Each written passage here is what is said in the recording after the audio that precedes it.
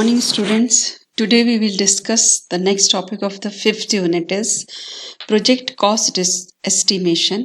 अभी हमने इसके पहले प्रोजेक्ट मैनेजमेंट पढ़ा था. After that we have done project planning क्या होती है. उसमें हमने एक पार्ट पढ़ा था प्रोजेक्ट प्लानिंग के साथ में estimation. Estimation means accurate measurement, you can say. मतलब कोई भी काम को करने के लिए हमने प्लानिंग करी, रिसोर्स गैदर किए, डिजाइनिंग करी, but for each and every work you have to give some money and time and efforts. उसके लिए आपको एक्यूरेट मेजरमेंट करने होंगे कि how much, what is the size of your software, what is the, with the help of line code you can find out, or with the help of function point you can find out the size. Effort means how many persons you are required, how manpower you use, and they will produce your software.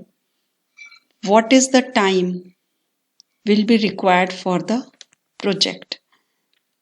After that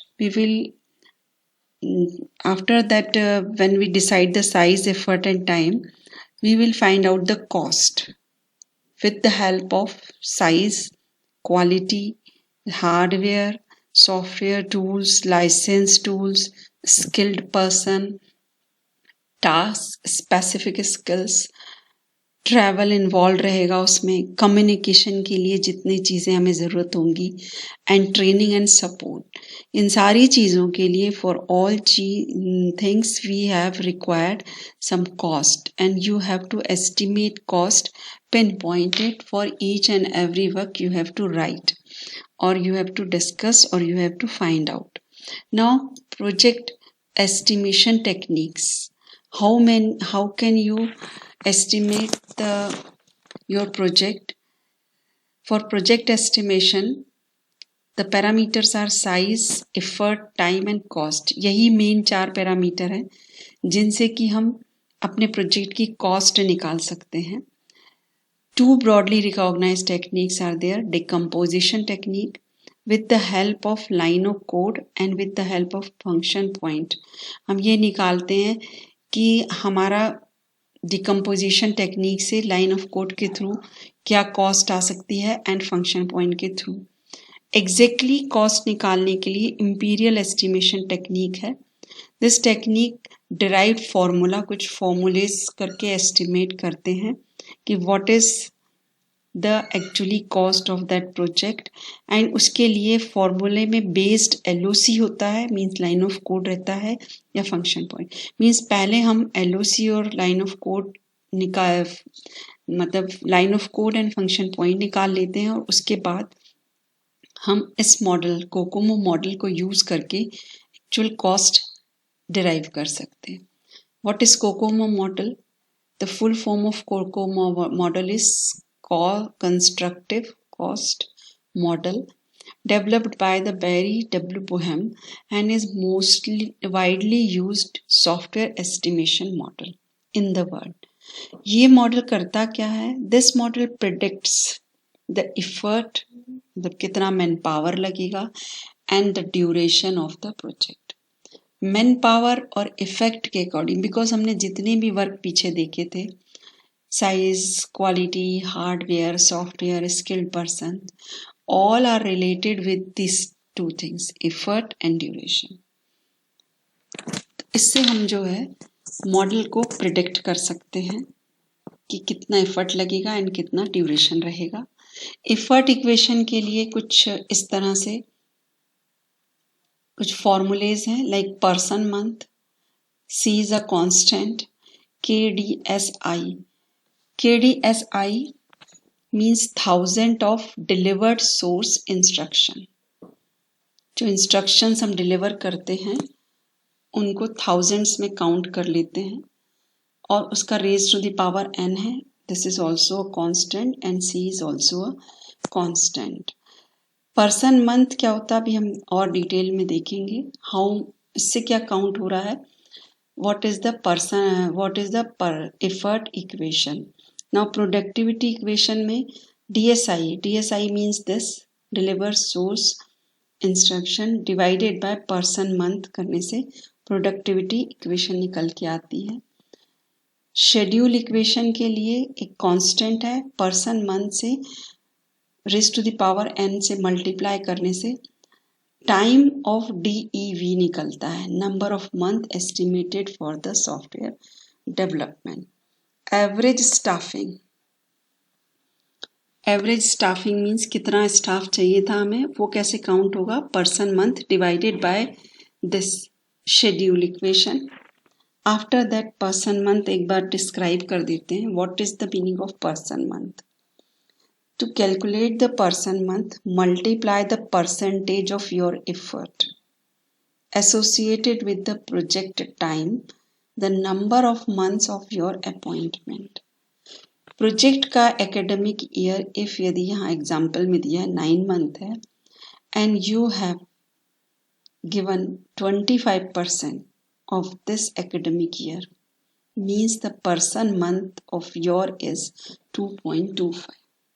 यानी जो भी हमारा project का time होता है उसमें हम कब अपॉइंट हुए और हमने कितना अपना एफर्ट दिया, उसको कैलकुलेट करने के लिए, मतलब जो आपका टाइम है प्रोजेक्ट का इनटू आपने कितना परसेंटेज उस समय दिया है, that is will be used for the calculate the person month।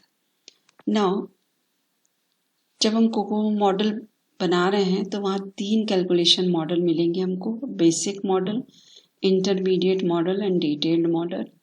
Basic model is a single variable model, यहाँ पर effort of the staff month निकलेगा and schedule in total months.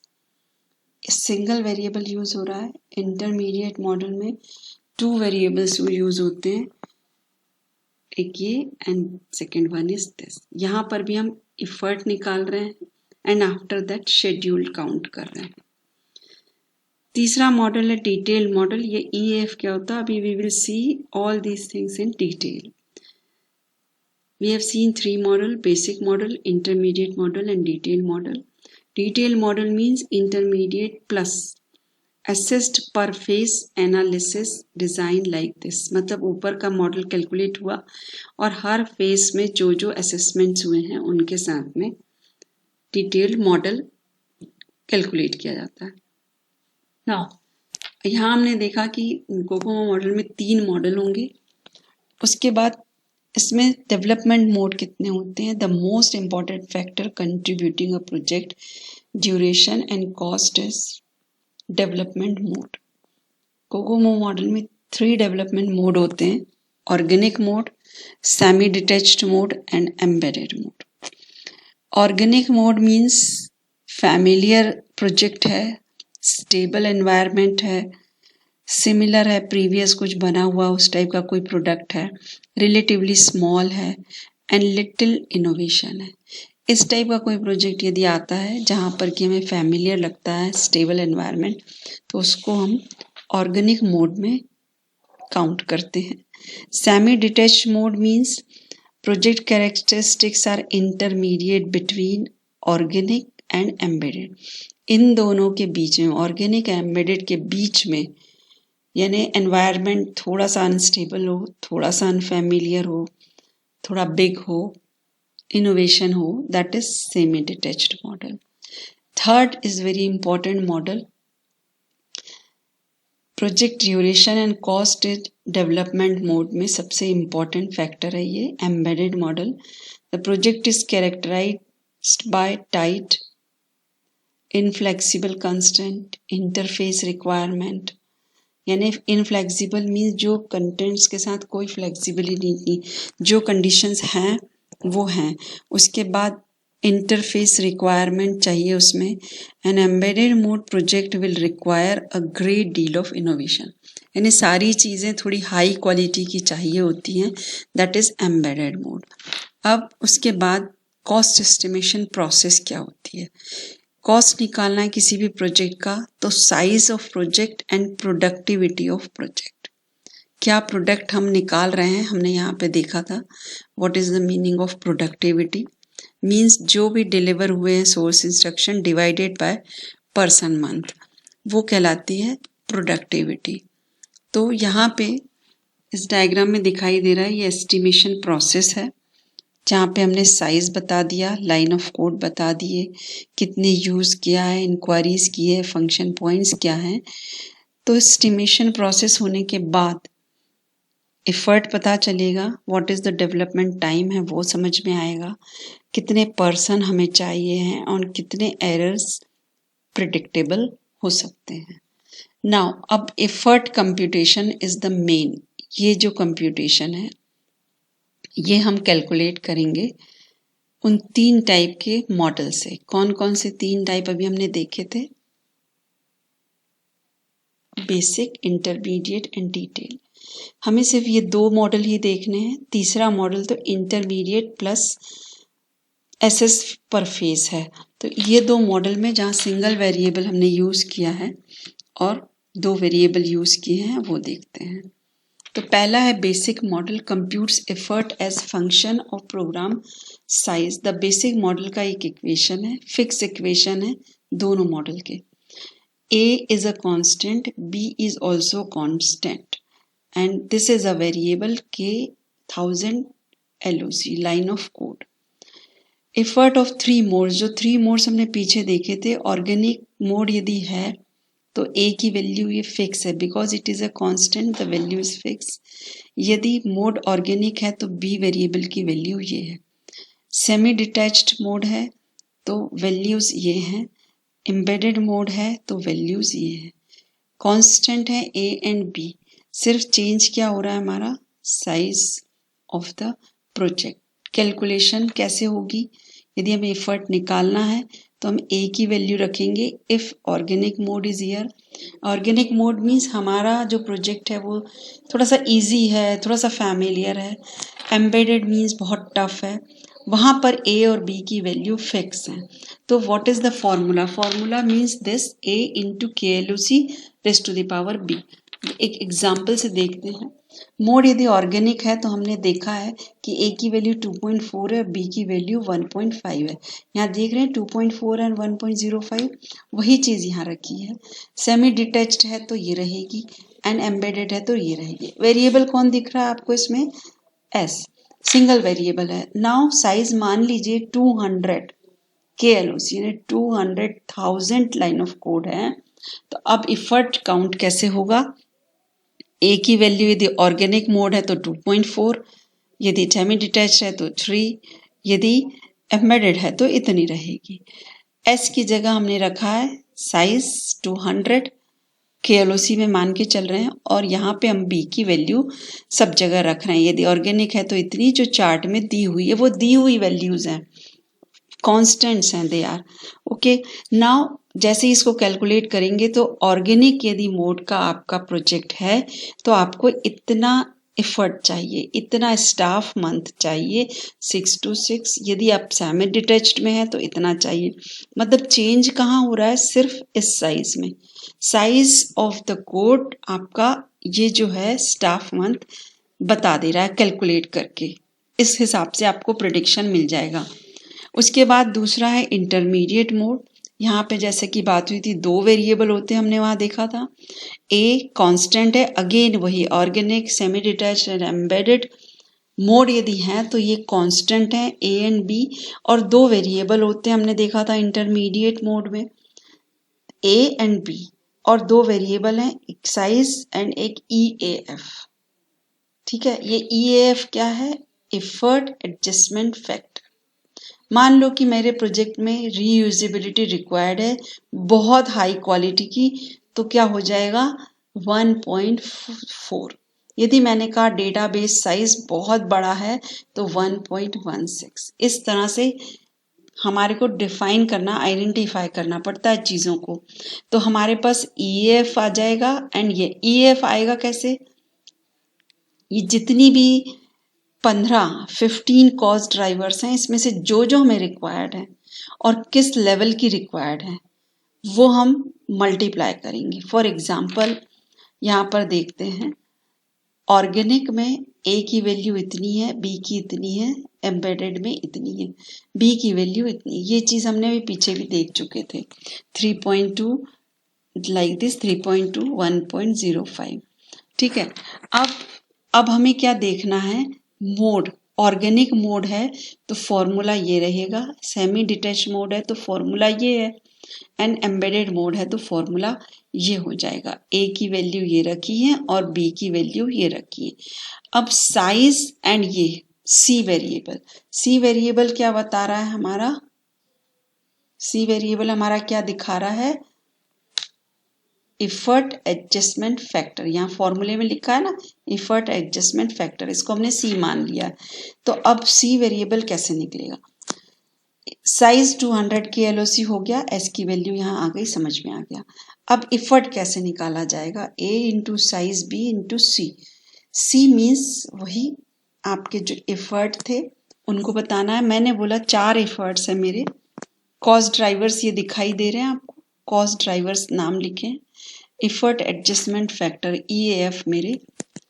मैंने बोला लो रिलायबिलिटी रहेगी भाई मेरे प्रोजेक्ट की, विच इज लो है मीन्स 88। ओके, नाउ मैंने बोला I told that high product complexity, तो वहां पे वैल्यू होगी 1.15, low application experience 1.13, high performance language experience 0.95। हम चाहें तो प्रोडक्ट कॉम्प्लेक्सिटी देख लेते हैं, हाई में क्या वैल्यू लिखी है, कहाँ है product complexity, this is product complexity, और हाई में क्या लिखा है 1.15, वही लिखिए यहाँ। अब इन सबको हमें क्या करना है, इस तरह प्रोडक्ट निकालना है, इनका मल्टीप्लाई करना है तो सी की वैल्यू आ जाएगी।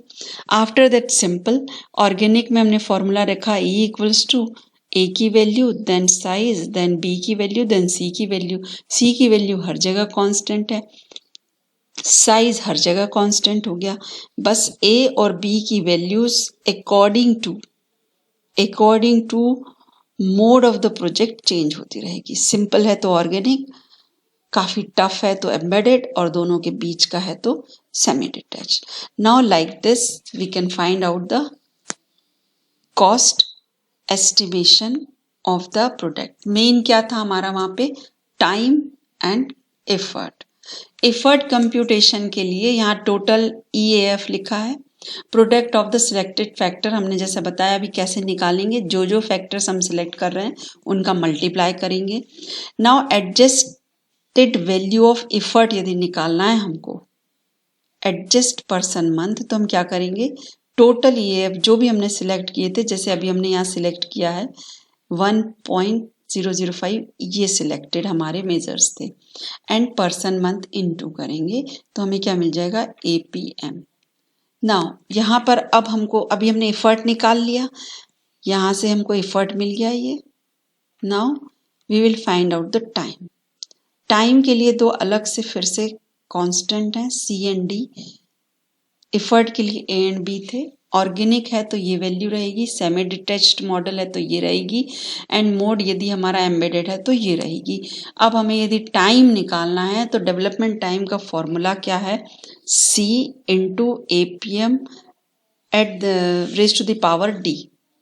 वही करेंगे हम, ऑर्गेनिक है तो C की जगह 2.5 रखेंगे, D की जगह 0.38 रखेंगे, और APM हम यहाँ से कैलकुलेट कर लेंगे, जो हमारा EAF है into person month. Person month हम इसके पहले कैलकुलेट कर चुके हैं पीछे,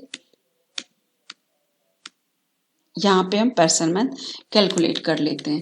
इस तरह से हम क्या निकाल रहे हैं, we are deriving the development time and number of person कैसे निकालेंगे, जो हमारा APM निकला डिवाइडेड बाय हमने जो टाइम किया है, नंबर ऑफ पर्सनल निकल के आ गए। सो ये जो मॉडल हमने देखा इसमें हमने क्या किया था, क्या फाइंड आउट किया है, ये time and effort find out करना और प्रिडिक्ट करने के लिए बहुत ही माना हुआ एंड इम्पॉर्टेंट मॉडल है, that is Kokomo model. After that हम डिस्ट्रीब्यूशन ऑफ एफर्ट कर देंगे। हमें पता है कि हमारे SDLC में रिक्वायरमेंट था, डिज़ाइन था, इम्प्लीमेंटेशन, कोडिंग था एंड टेस्टिंग था। इन सब में कितने पर्सन को क्या क्या डिवाइड करना है, what is the time has to be divided, this is known as the distribution of effort. तो आज हमने क्या देखा, कोकोमो मॉडल पढ़ा हमने. COCOMO model is a very important model and this topic is very important, जिसमें हमने main चीज क्या देखी कि यहाँ पर हम क्या करते हैं, इफर्ट और ड्यूरेशन ऑफ प्रोजेक्ट कैलकुलेट करते हैं. उसमें मेन चीज we have seen that we are having 3 types of model, basic, intermediate and detail, and 3 development mode, organic, semi detached and embedded. उसके बाद हमने देखा कि बेसिक मॉडल में हम इफर्ट कैसे कैलकुलेट करते हैं विद दिस फॉर्मूला, जहां एक ही वेरिएबल है और इस तरह से इफर्ट कैलकुलेट हुआ. यदि इंटरमीडिएट कोकोमो मॉडल है तो 2 वेरिएबल्स होते हैं जहां पर कि हम इस तरह से पर्सन कितने इफर्ट चाहिए वो कैलकुलेट कर लेते हैं and after that we calculate the time and distribution of effort करते हैं. Now this topic is finished here. We will cover next topic tomorrow. Till then, goodbye.